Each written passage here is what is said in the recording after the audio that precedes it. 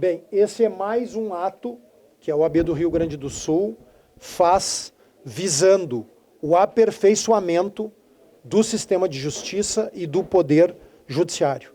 Ele é um ato em favor do poder judiciário. Nós vamos aqui abrir alguns itens da carta que apresentamos à sociedade gaúcha com 8 medidas em relação ao Supremo Tribunal Federal. Então nós vamos detalhar algumas dessas medidas com propostas e estamos trazendo 2 propostas novas. A primeira delas, eu explico.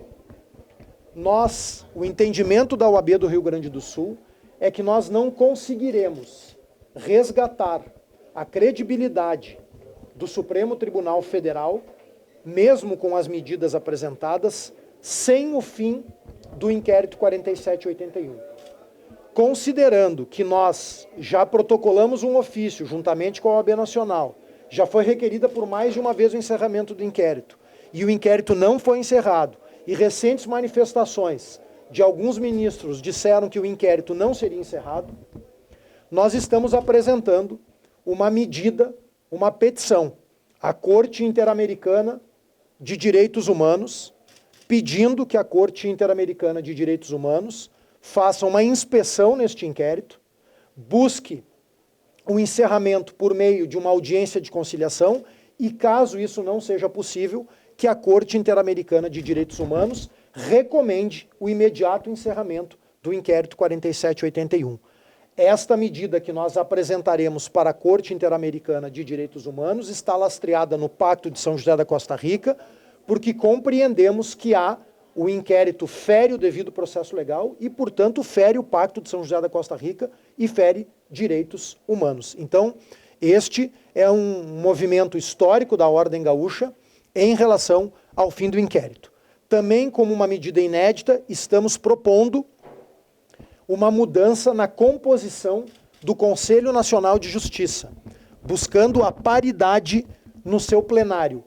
Paridade assim considerada: metade dos membros indicados pela sociedade civil, OAB, Câmara, Senado, e a outra metade composta pela magistratura. Hoje nós não temos essa paridade, a sociedade civil tem apenas 4 integrantes num colegiado de 15. Então, esta é a segunda medida inédita que nós estamos apresentando. E aprofundaremos um pouco medidas já constantes da Carta Aberta à Sociedade Gaúcha, que foi apresentada no dia 4 de fevereiro, no que diz respeito aos mandatos para ministros do Supremo e também mudanças na lei da arguição de descumprimento de preceito fundamental, porque entendemos que a ADPF, essa ação de natureza constitucional, hoje é um dos grandes vetores que causa o ativismo judicial.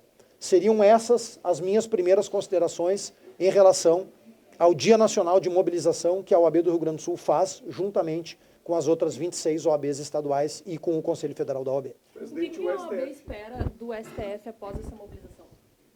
Bom, a OAB continua esperando do Supremo Tribunal Federal uma resposta para a sociedade em relação a tudo que está acontecendo, tanto no que diz respeito ao caso Banco Master, quanto em relação ao fim do inquérito e às outras medidas que nós já propusemos.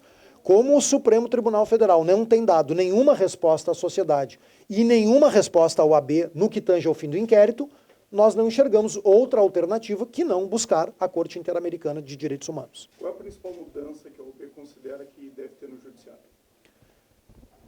Nós já temos 8 medidas elencadas no órgão máximo do Poder Judiciário, que é o Supremo Tribunal Federal. Então, essas 8 medidas, o fim do inquérito, o fim do abuso nas decisões monocráticas, a instituição de um código de ética ou de conduta, o respeito à sustentação oral e às prerrogativas da advocacia, são medidas que nós entendemos necessárias que sejam imediatamente debatidas e implantadas. Qual é a principal delas?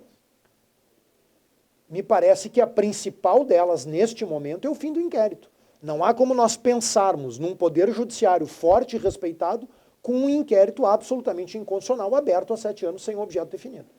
O senhor pode nos explicar melhor, falar um pouquinho mais sobre esse inquérito? O inquérito 4781 foi aberto de ofício para investigar ameaças ao tribunal e a ministros do tribunal.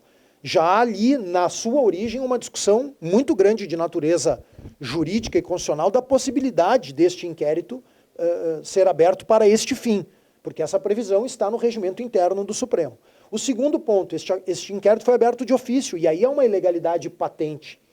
Não existe, o Poder Judiciário, ele não age por si, ele age mediante provocação, ele não age de ofício. Então aí é um outro problema. E aí o terceiro problema é que esse inquérito, como afirmei e sublinho novamente, se perpetua ao longo de 7 anos e meio, sem um objeto definido e sem transparência, porque nós não sabemos efetivamente o que há lá. E na nossa avaliação, o inquérito compromete, sim, sem dúvida nenhuma, compromete de forma muito efetiva a credibilidade do Supremo Tribunal Federal.